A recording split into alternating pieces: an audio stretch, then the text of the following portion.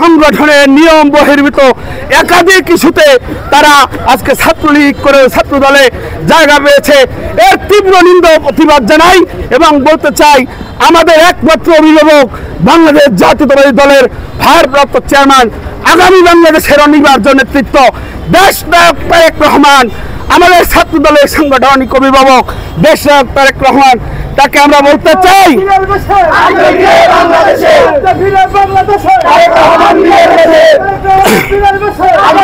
দেশনায়ক তারেক রহমানকে আমরা বলতে চাই, প্রাণপ্রিয় নেতা, আজকে পাথরঘাটার দিকে তাকিয়ে দেখেন, শত শত নেতা কর্মীরা বলছে তারেক রহমান আসবে, বাংলাদেশ কাঁপবে, তারেক রহমান বীরের বেশে আসবে ফিরে বাংলাদেশে, খালেদা জিয়া জিন্দাবাদ।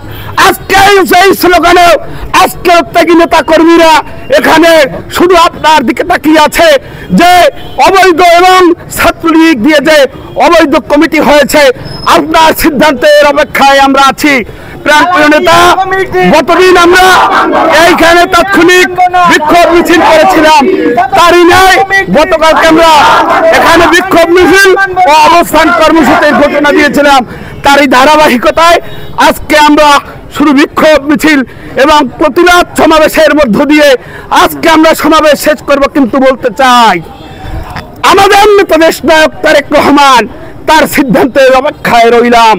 আজকের এই যোগাযোগ মাধ্যমে আমার প্রাণপ্রিয় নেতা তারেক রহমানের কাছে এই বার্তা পৌঁছে যাবে, পাথরঘাটার মতো জায়গায় যেখানে আওয়ামী লীগ ছাত্রলীগ সবচেয়ে বেশি হামলা করেছে, বারংবার এই অবস্থায় হামলা করে আমাদের রক্তাক্ত করেছে, সেখানেই আজকে আওয়ামী ছাত্রলীগ দিয়ে কমিটি দেওয়া হয়েছে। দুঃখের বিষয়, অবিলম্বে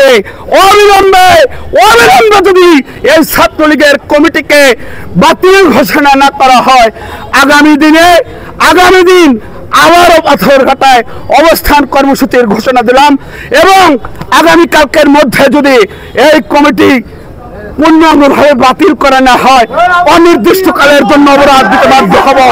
এই বলে এখানে আজকে তারা উপস্থিত হয়েছে প্রাণপ্রিয় নেতৃবৃন্দ, ছাত্র দলের এবং সর্বসাধারণ, পাথরঘাটার সর্বসাধারণ এখানে উপস্থিত হয়েছে।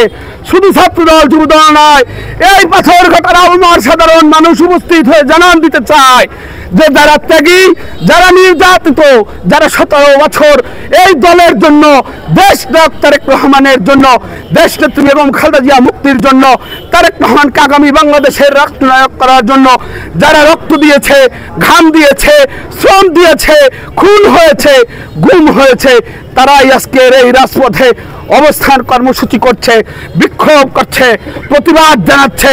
প্রতিবাদ সবার মধ্য দিয়ে সতর্ক করে দিতে চাই, যারা 16 বছর রাজপথে ছিল তারাই রাজনীতি করবে। আমার নেতা দেশনায়ক তারেক রহমান বলেছেন, মিছিলের শেষ ছেলেটিও রাজনৈতিক পরিচয় পাবে।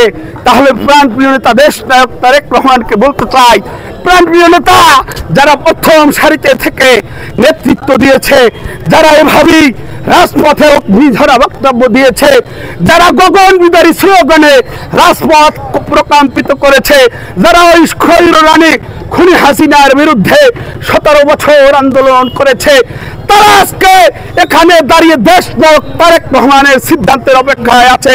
দেশনায়ক তারেক রহমান, তার কাছে আমাদের আশা ও প্রত্যাশা, তিনি এই ভিডিও দেখবেন, দেখার সাথে সাথে ছাত্রদল কেন্দ্রীয় সংসদকে নির্দেশনা দেবেন, পাথরঘাটার এই অবৈধ ছাত্রলীগ দিয়ে যে কমিটি হয়েছে তা স্থায়ীভাবে বাতিল করে আগামী দিনে এই রাজপথে যাদের অবস্থান আছে, যাদের জনপ্রিয়তা আছে, যাদের ত্যাগ আছে, যাদের মামলার শিকার হয়েছে, তাদের দিয়ে আগামীতে ছাত্র দলের কমিটি হবে, এই আশা ও প্রত্যাশা রেখে সকল আজকের প্রোগ্রামে উপস্থিত হওয়ার জন্য, আজকে আমার পদ নাই কিন্তু আপনারা ছাত্র দলকে ভালোবেসে, আমাকে ভালোবেসে কেন উপস্থিত হয়েছে, করেছেন, আপনাদেরকে আবার আন্তরিক কৃতজ্ঞতা জানাই, শুভেচ্ছা জানাই।